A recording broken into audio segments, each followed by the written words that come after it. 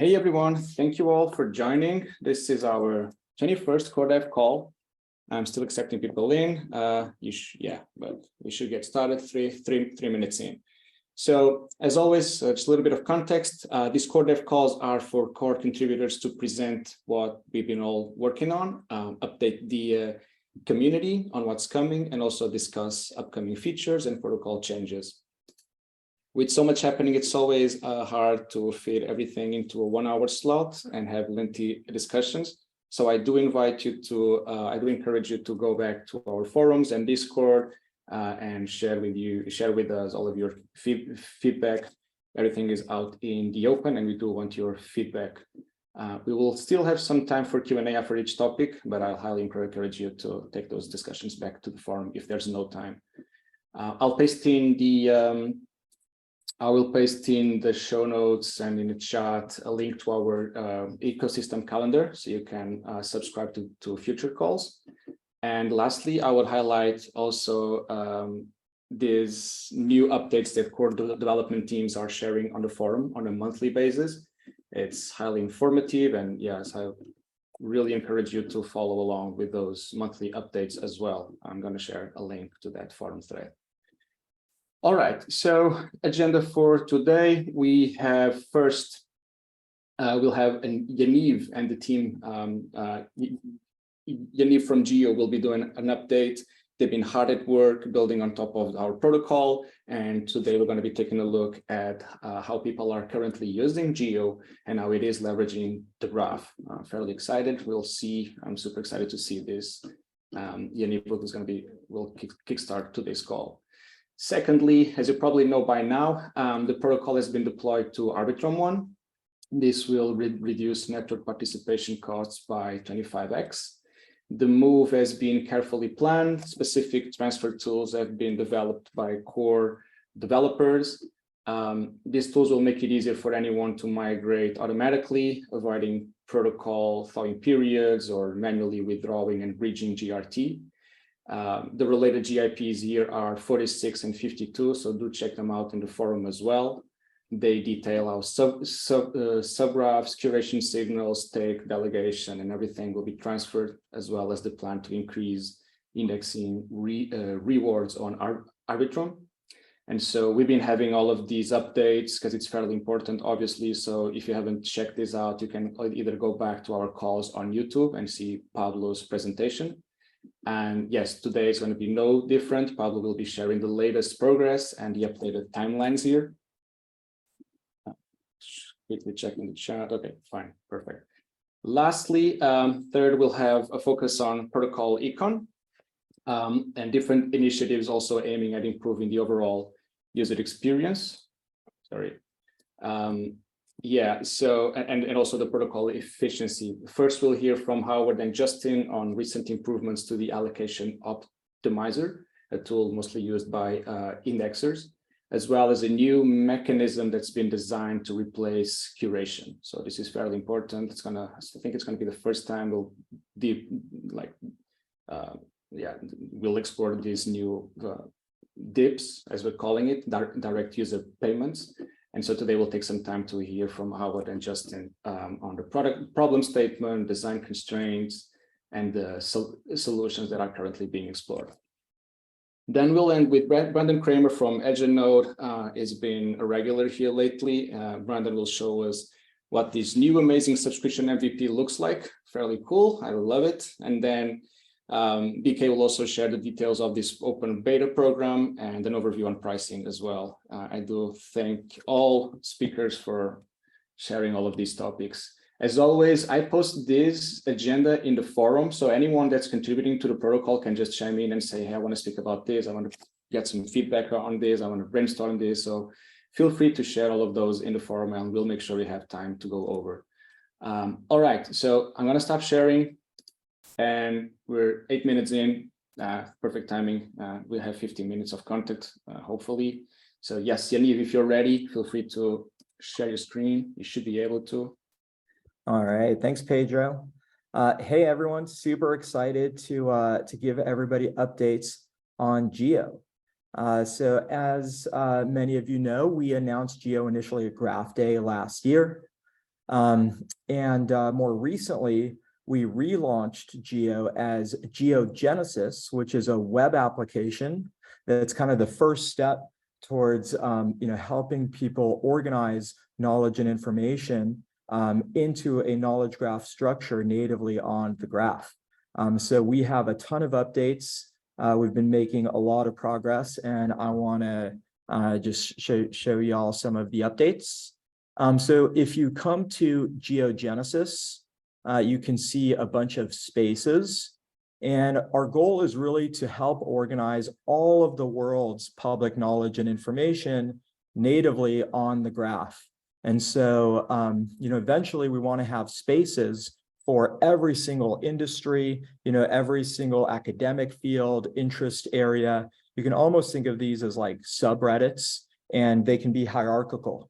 And so each space will soon be able to have its own sort of governance process, its own way of admitting members, having, their own kind of reputation and voting systems, so that that space can organize all of the knowledge and information for that space. So for example, we can pop into the crypto space, and this is a space that everybody here is super familiar with. And we can see that, for example, there are different categories, and there are also different like roles, assets. So you can see essentially different like tokens and what projects they're for, along with their avatars and a bunch of information. And the really powerful thing about Geo is that the ontology, the way that you structure the information, is very flexible because it's a knowledge graph. So we could look at different like categories. And let's say we wanted to look at refi, for example, that's a category. We can come here and we see there's a beautiful page.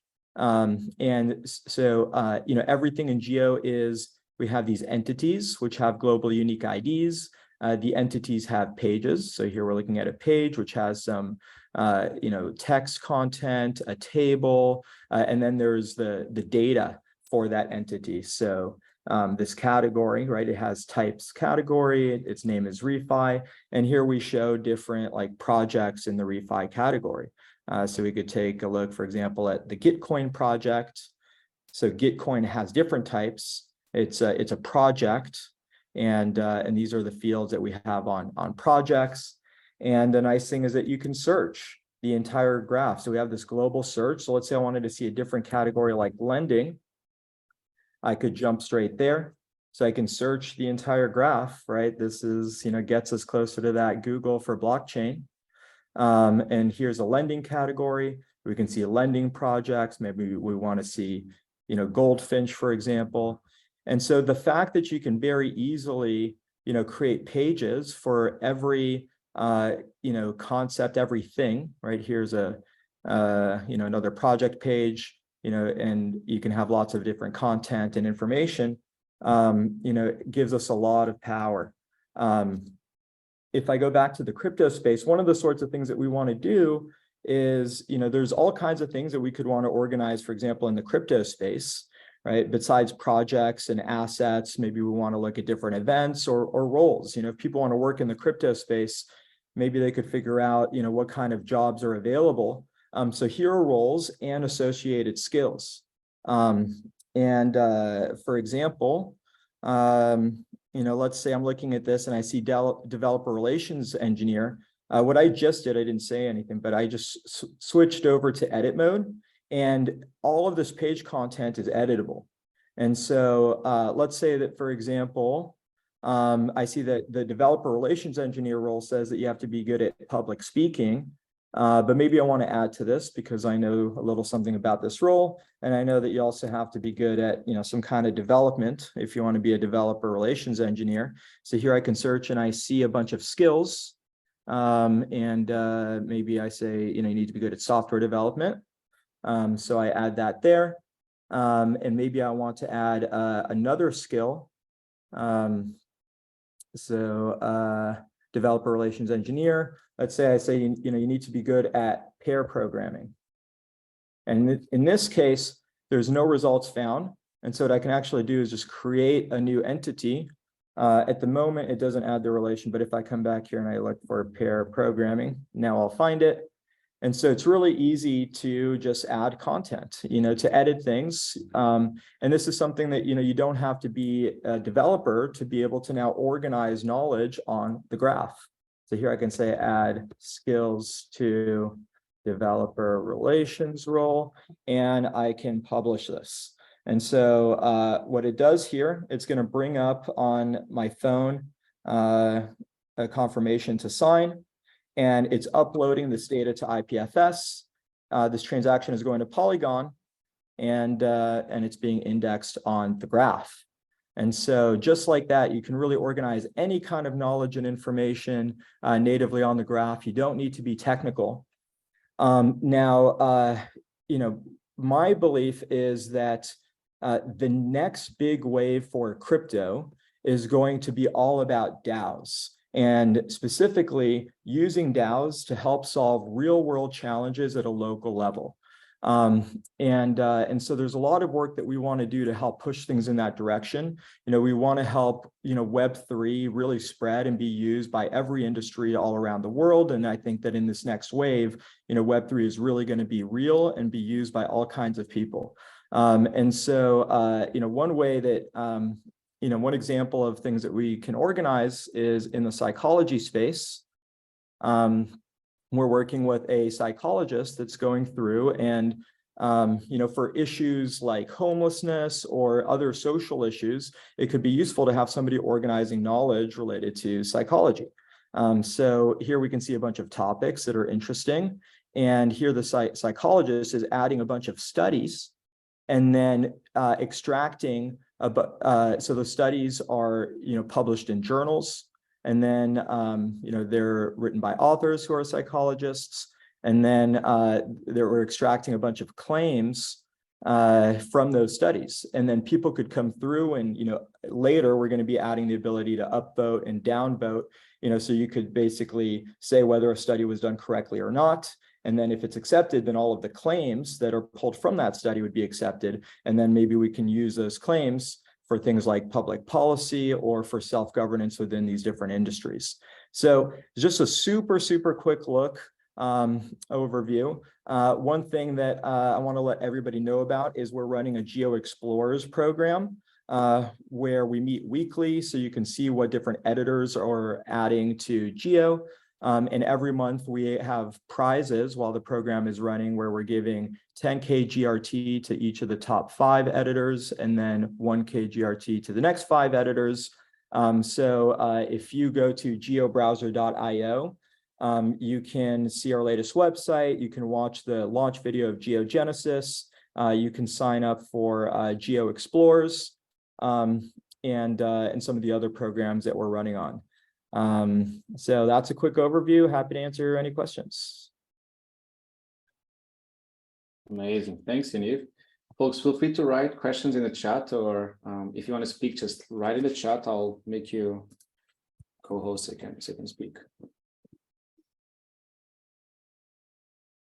Yeah. And it is evolving. Oh, okay. Matthew Darwin is asking, is Geo browser using Firehose/substreams yet? No, so that's one of the things that we're really excited to do. And it's one of our upcoming priorities. So right now, we just have a single subgraph for all of Geo. And what we want to do is dynamically create a substream for each space when it's created. And then also have a GraphQL API subgraph for each space, and then be able to aggregate that up. You could have one at like a low level, but then I think it's going to be a really, really powerful tool for doing aggregations as you drill down deep into any sort of topic, industry, or area, and then be able to aggregate that as you move back up towards the root. And so I think we're really going to see like the power of the graph when we can do that sort of, aggregations across every space. A question from Brian around content. So there's a bunch of things that we want to kind of do in parallel. So one area that is very obvious is the crypto space. And for folks that are in crypto, organizing, the different projects and job opportunities and events and, all of that kind of stuff. I think we can start using Geo within the graph ecosystem to be organizing, like, what are the different subgraphs and substream modules for each project? And, there's all kinds of things that could be really useful for us. And then, as far as expanding beyond, the way that I think about how we can have the most impact is that we want to, we believe that Web3 can help us solve the world's biggest challenges. That, all of the challenges we have in this world, they're coordination challenges. They're issues of getting people on the same page, having incentive systems, and going out and doing hard things. And so the one thing that we're doing as an example is our team is going really deep on ending homelessness in San Francisco. And there's a bunch of content that's related to that that would be really helpful. So that's why we're going into things like psychology and social work and philosophy.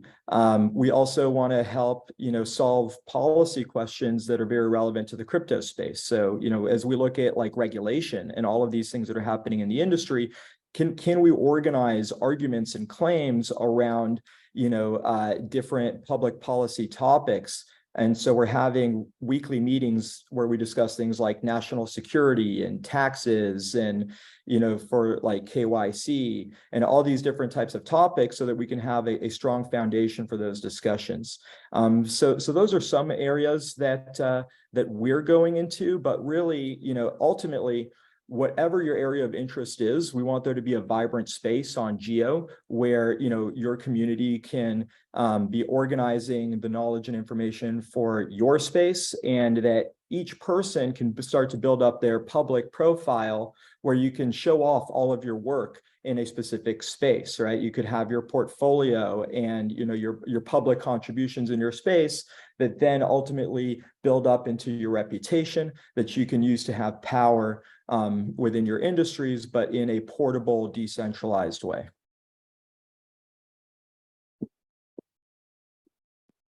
Yeah, amazing indeed. Thank you, Yaniv. That was great. I don't see any other questions in the chat, so we can move on with the agenda. You can always continue using the chat, ask Yaniv more questions, but in the interest of time, we do have to move forward. Thanks again, Yaniv. Pablo, you're up next. You ready? Hey, folks. Yeah, I'm ready. It's a short update today. So as Pedro mentioned, we had the event yesterday where we presented more about the journey it's been to get the graph on L2 on Arbitrum 1. If you want more detail, I do encourage people to look at the recording there. There is a demo of the subgraph transfer and stake transfer and what that's looking like now. So the update is in terms of timing. We have the contracts are pretty much ready, going through the last bits of testing. And so there's a lot of work going on now on getting Explorer and Studio support to actually use these transfer tools so that they're like equally accessible for everybody.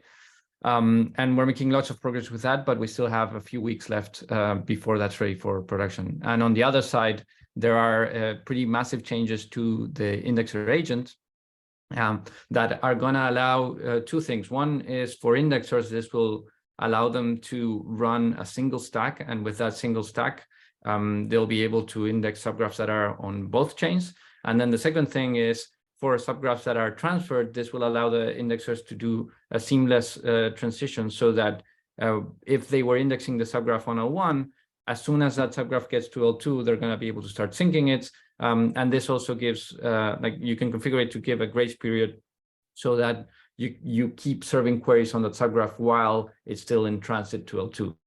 And if we can get this on a lot of indexer stacks, then that's going to allow subgraph developers to have a very seamless experience when we move everything to L2. So yeah, that's a general update. That indexer agent change is going through the first bit of testing at this moment. So we're going to try to roll that out to as many indexers as possible when it's ready, and work with them to make sure that it's working well and that we're all ready for the launch of these transfer tools. Another good thing is, I don't know if you saw this, but the GGP, the council proposal to deploy these public tools has been voted. So this means we have the council's approval to go forward with a plan as soon as everything's ready. So yeah, still a little bit to go before we can actually launch this, but stay tuned.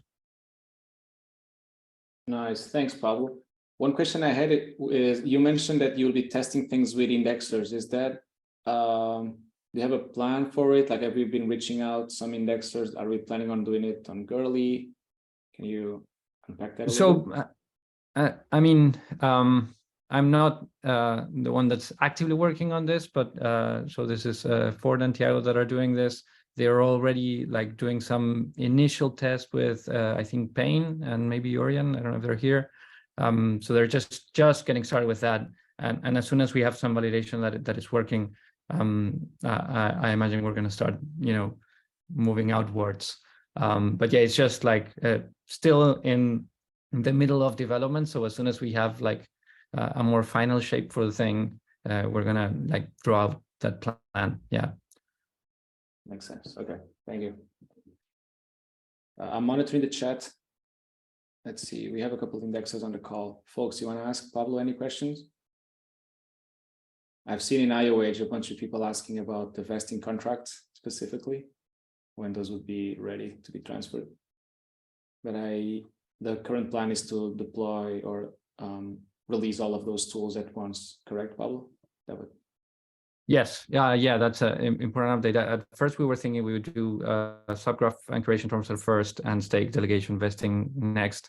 The latest consensus among the team is that we don't want to launch the subgraph transfers and then have people have downtime while they're transferring. So launching everything together and making sure that indexers are ready to support those subgraphs is going to be important. So the plan right now is to try to deploy all of it together. And especially for indexers, we want to like give make sure everyone has a level playing field, and that means like launching just the contract so that only the most like experienced people with contracts are able to interact with it would be a bit troublesome. So that's why we want to like launch something that works for everybody and make it as fair as possible.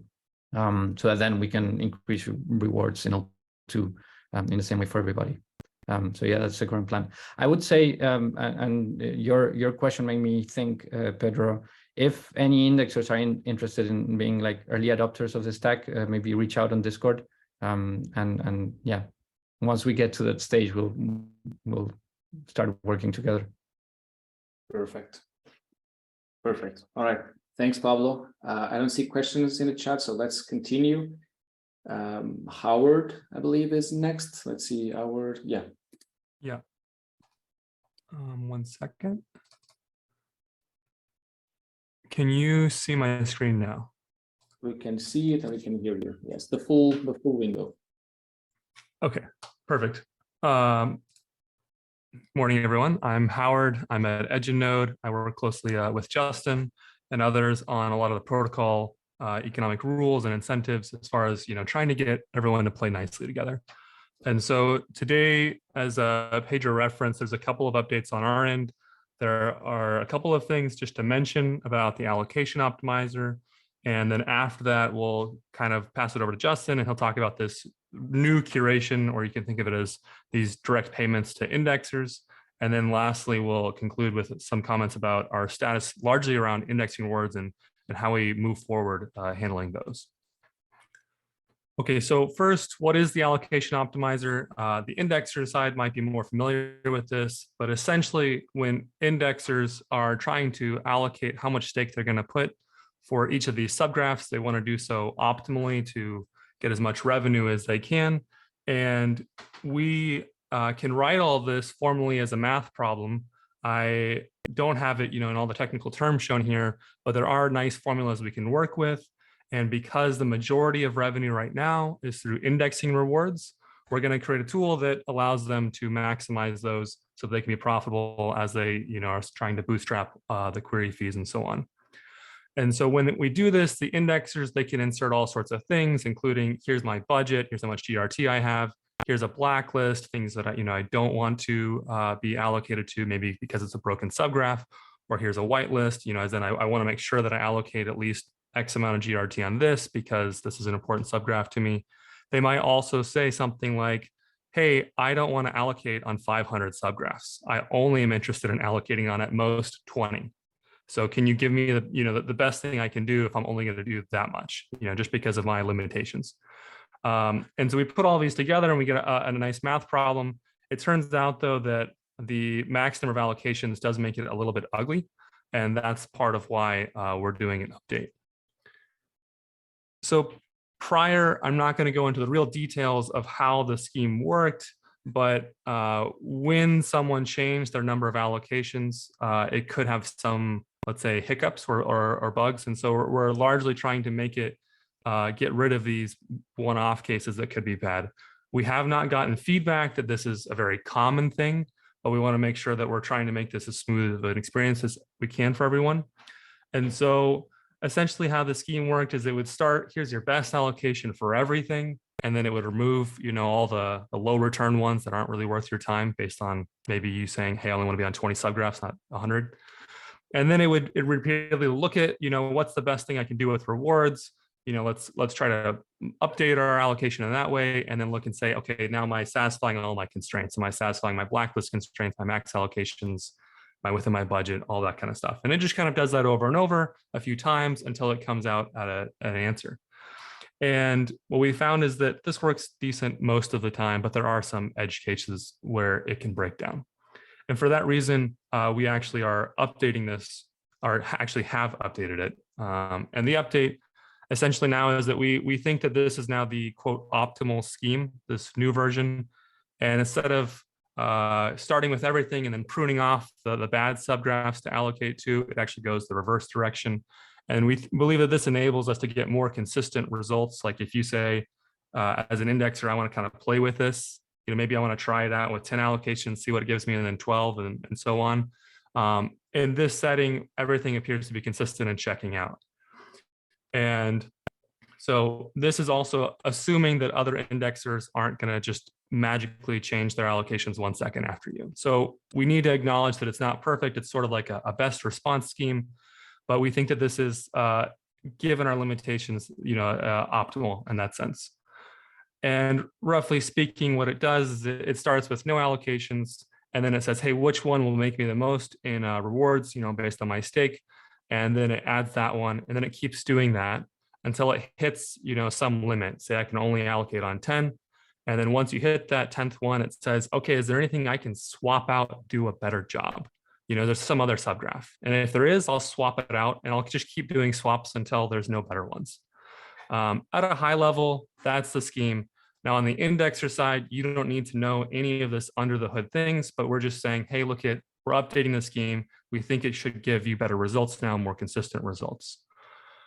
And again, there may be, actually expected future updates where once query fees are substantial, we're going to have to update the tool again so that, indexers can be more able or efficient at being able to chase query fees and things like this.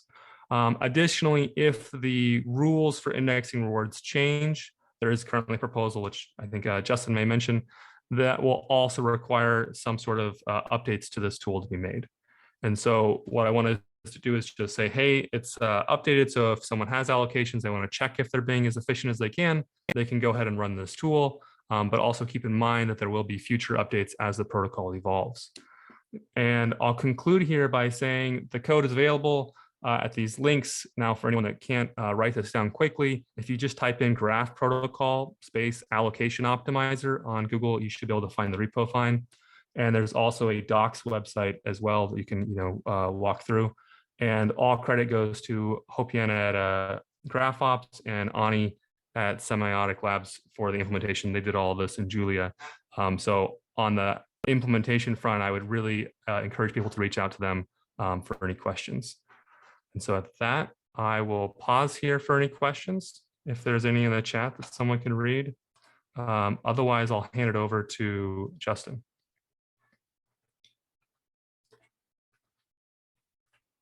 Thanks, Howard. Yes, I don't see questions so far in the chat, and Justin should be able to talk and present. So, yeah, thank you, Howard. Howard's going to keep the screen so we could limit the changes. So first of all, just quick introduction. I'm Justin. I'm an economist at EdgeNode, for those of you I haven't met yet.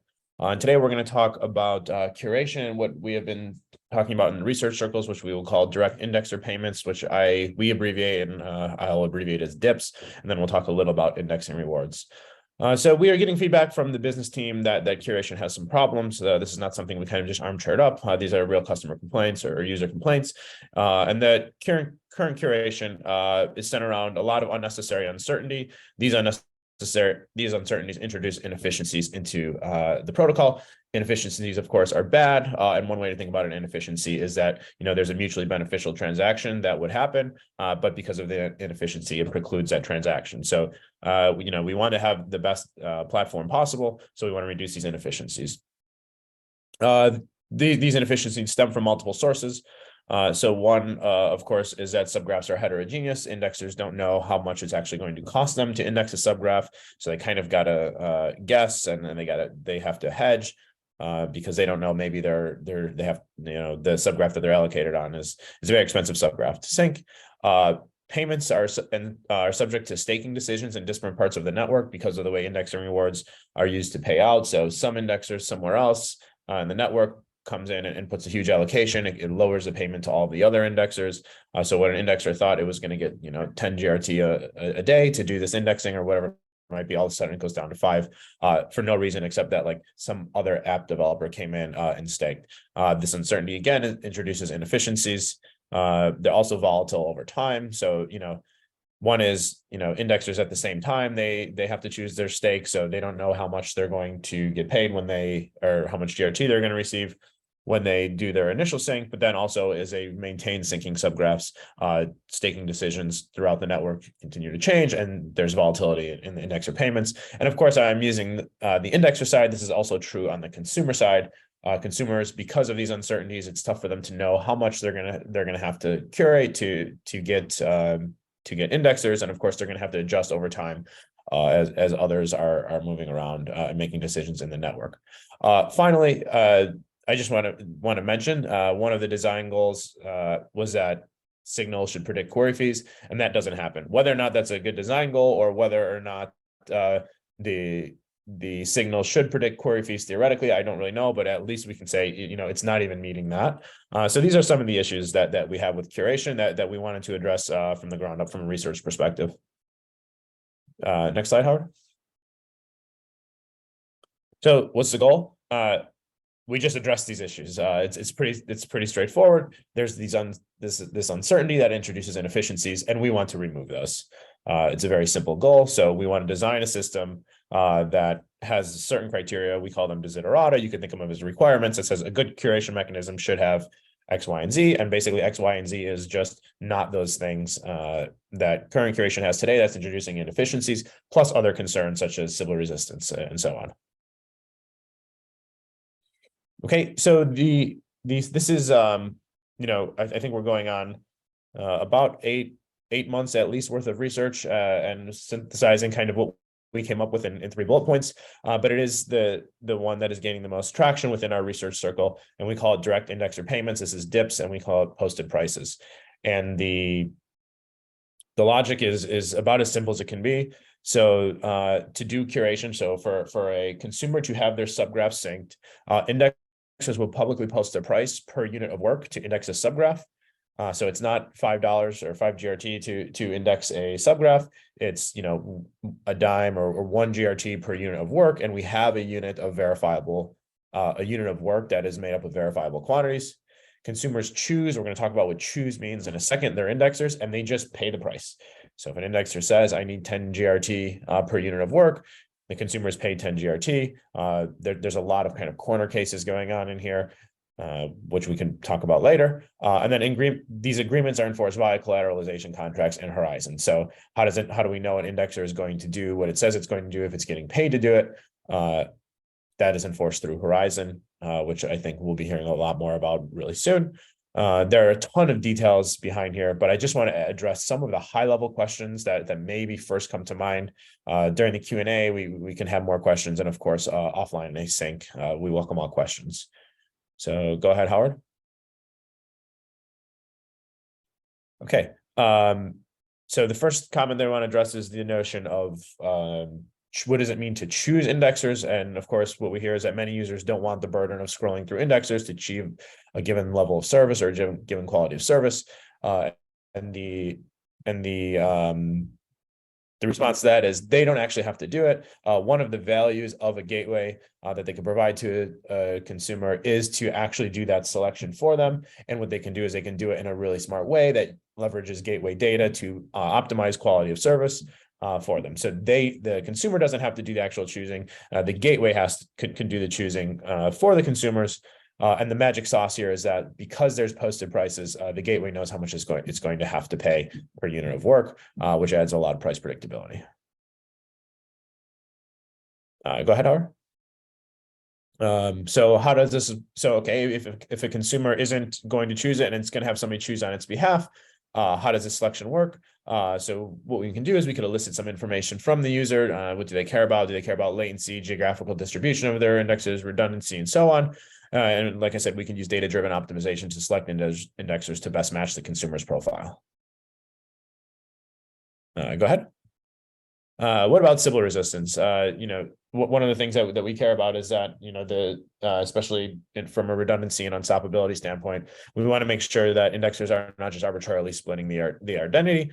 So activities external to the protocol, websites, this is for the consumer that wants to actually choose its own indexers.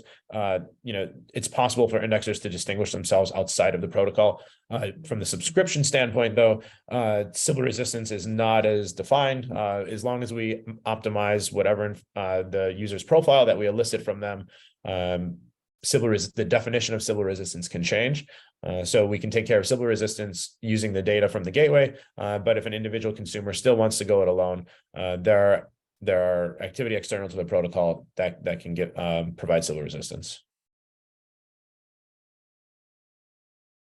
And another question is, if an indexer is not selected, does that mean the subgraph they're explicitly excluded from the subgraph? And the answer to that is no. An indexer that is not selected by a consumer or by a subscription can still index in order to earn query fees. There's nothing wrong with that. Nothing here is closed, so that's still possible. And then are there any other benefits?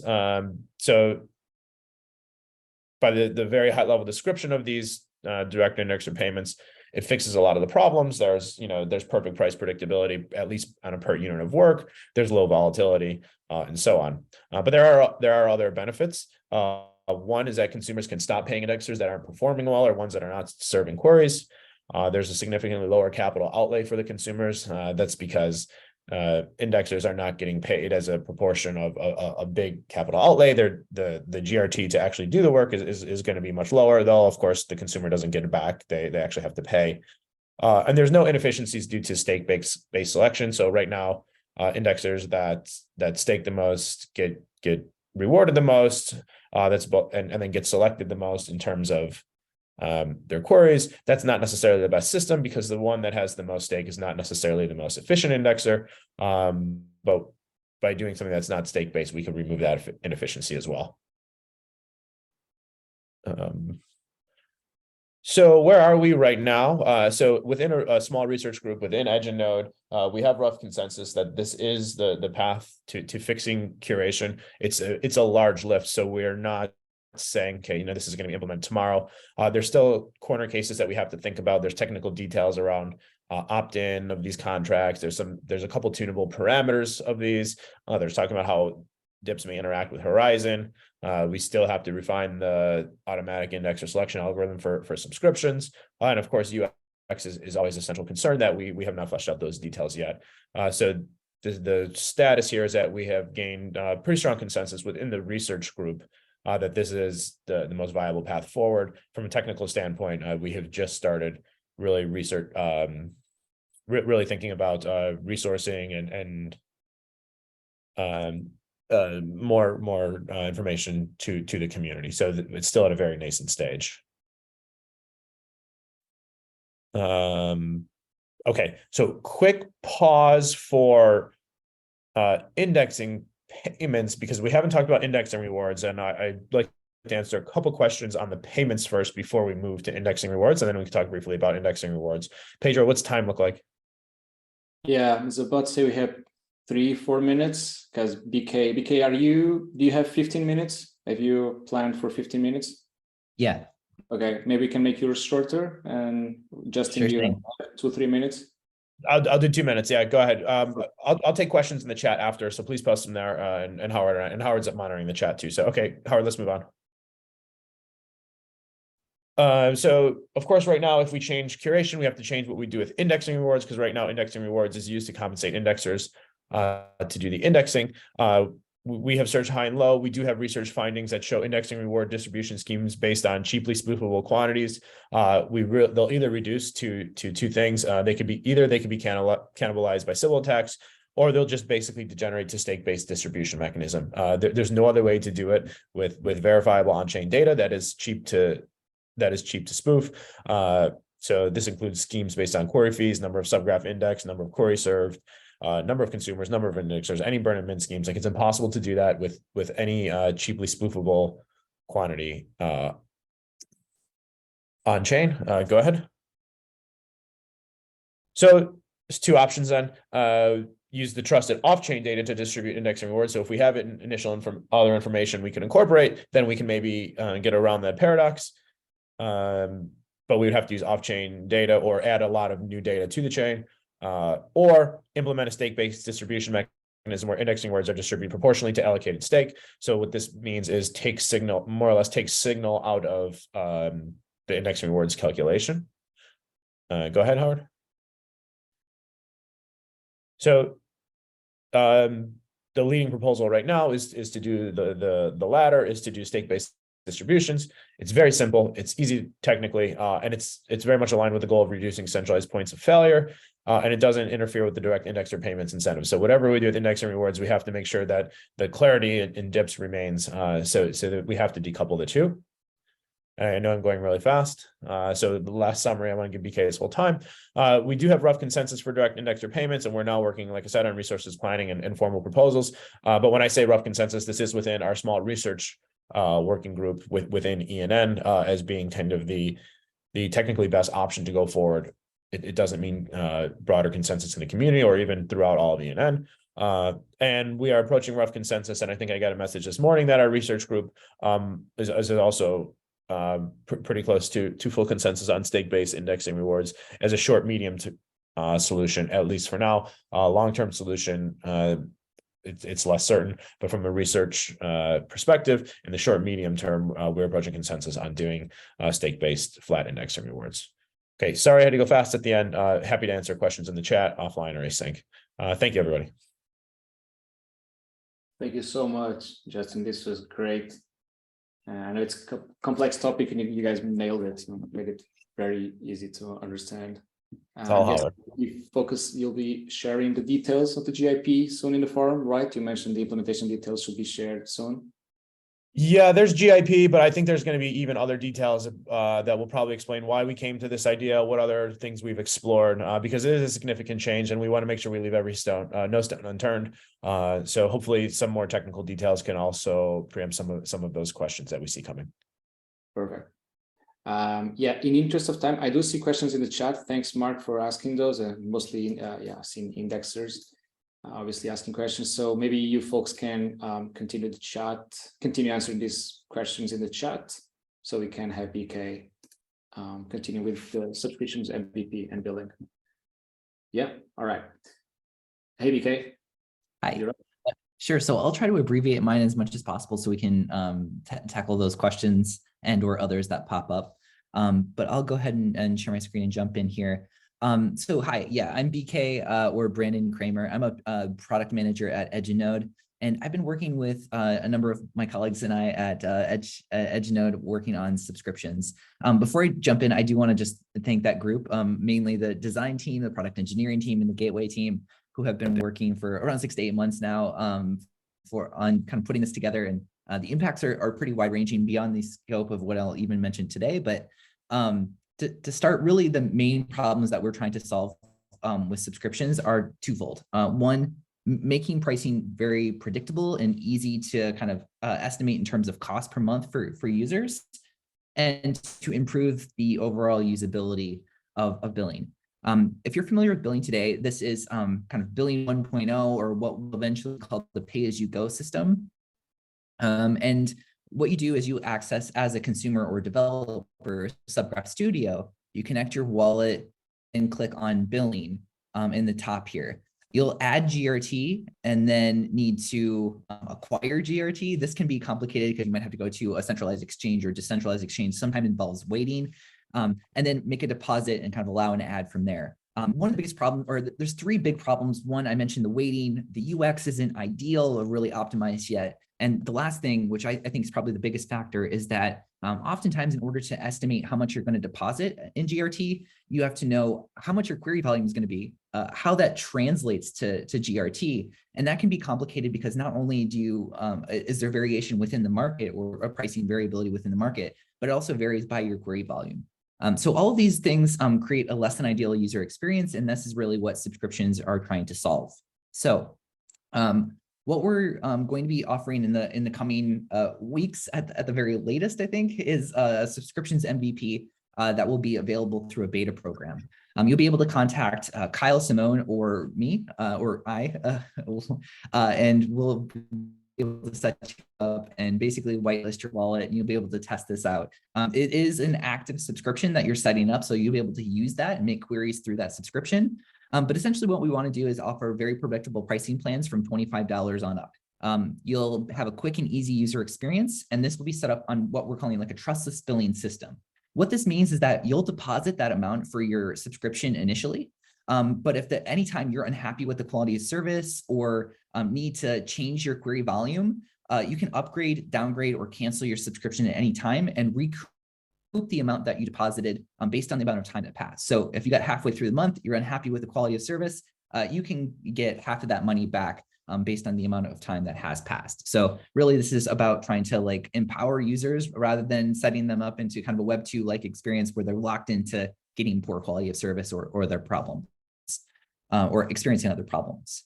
There'll also be a couple new features, mainly to analyze usage and to better understand how to implement your query keys within your dApp. So that others can't use those query keys. I know in the past, API keys have been somewhat challenging to use if others find those API keys in your URL. We're also, obviously offering the same high quality support that we always have, especially if you have questions around estimating your query volume over the course of the coming month. Some of the things that you'll need to know if you're interested in getting involved in the Graph Subscriptions MVP. We're only going to be supporting subgraphs on Arbitrum or the GraphL2.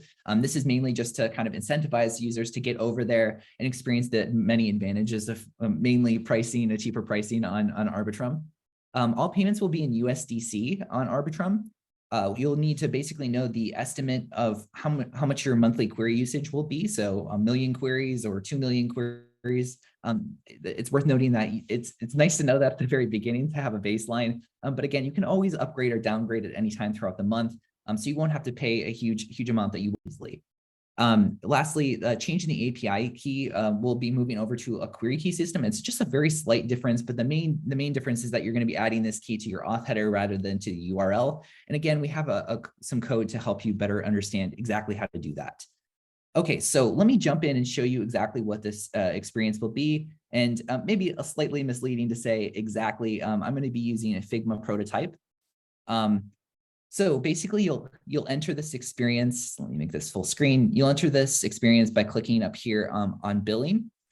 This will be subscriptions for the MVP, but you'll go into Subgraph Studio, click on billing, and eventually we'll have multiple plans that we'll offer.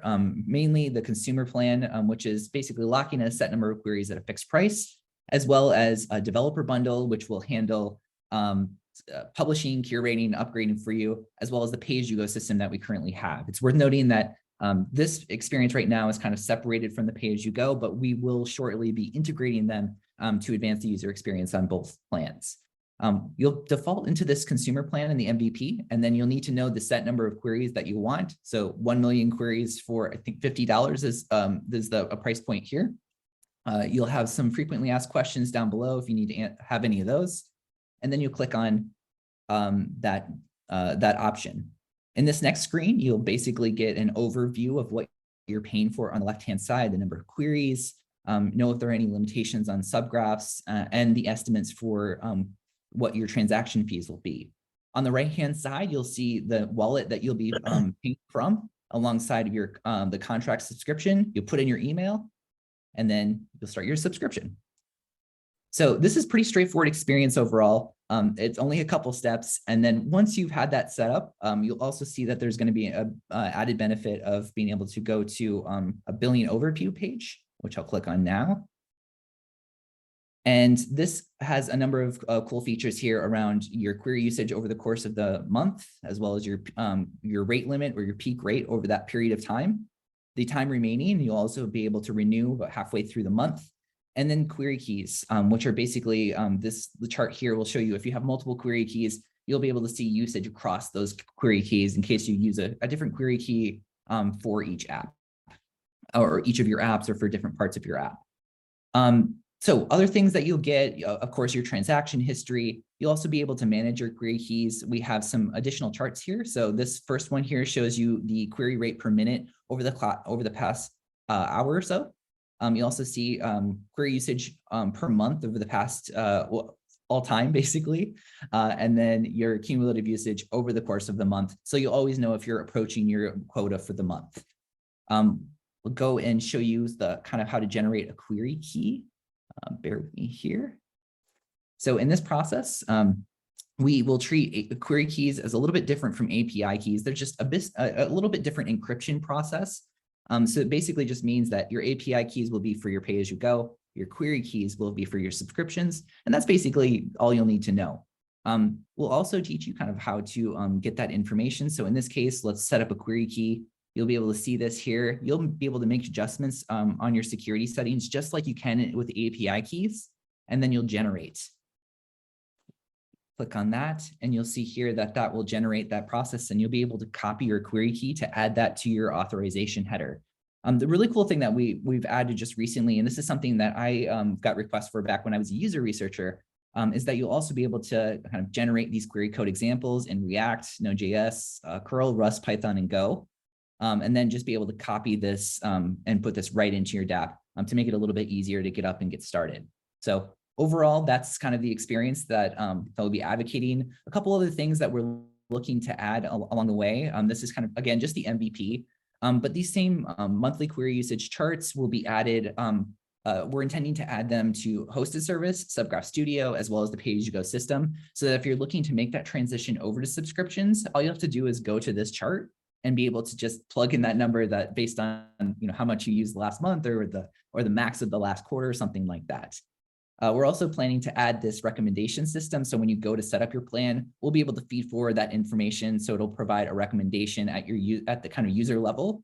And then you can go from there and start your plan. And again, just to reiterate the authorization header example on the right-hand side, that's just another key benefit that you'll get in moving over subscriptions relative to either the pay-as-you-go system or definitely from hosted service and Subgraph Studio. So along the terms of what's coming next, you can see here that we will continue to offer the pay-as-you-go experience. There's no plans at all for that to go away. We want to have both variations in plans that we offer. You'll see both the systems live side by side. We will be advancing the UX though, so that they're more integrated, and you'll see that experience. In terms of monthly subscriptions, we'll start off by offering stablecoins or USDC. You'll see that built in. Notice that is made available by the Trustless Billing System, and that advances more streamlined backend for anybody that wants to be a service provider. So it'll be much easier to kind of advance that layer of the protocol more easily in a decentralized way. So things that are on the way are, again, this integrated billing experience across both the pay-as-you-go and subscriptions. We're also working on recurring payments so that you'll be able to set these subscriptions up, set recurring payments, and then you don't have to think about it on a monthly basis. It'll just happen automatically for you. We also want to have payments in GRT, USDC, and fiat. That will involve just adding GRT, which is pretty straightforward after the MVP, and then a fiat will be integrating Banksa into subscriptions as well. We also plan to offer a managed subgraph plan, which again allows the service provider to kind of deploy a subgraph and publish a subgraph on behalf of the user, but also to handle upgrades and curate on behalf of the user without that user having to give up ownership. So I know that's a lot to unpack there, but we can talk about that in the future. Ultimately, where we want to get to is the set it and forget it like experience and the hands-off experience so that we can onboard many users into the Graphs ecosystem without having this serious overhead. So I know I cut it real close on time, a couple minutes left, but I will just make a quick call out that if you're interested in getting involved in the subscriptions closed beta program, please just reach out to me either by email, Discord, or Twitter, or on Telegram. I'm also Graphlet on Telegram. So you can touch base with me at either there, or you can touch base with Kyle and Simone, and they'll connect you. And we'll, I think we can start to onboard you hopefully in the next couple of weeks, the latest, but we're getting pretty close to finishing this up. Cheers. Amazing, BK. Thank you so much. Busy. We all are, it seems. It's a lot of things happening for sure. I see a lot of activity in the chat, mostly around dips and the whole indexing rewards proposal from indexers. Do we have questions for BK?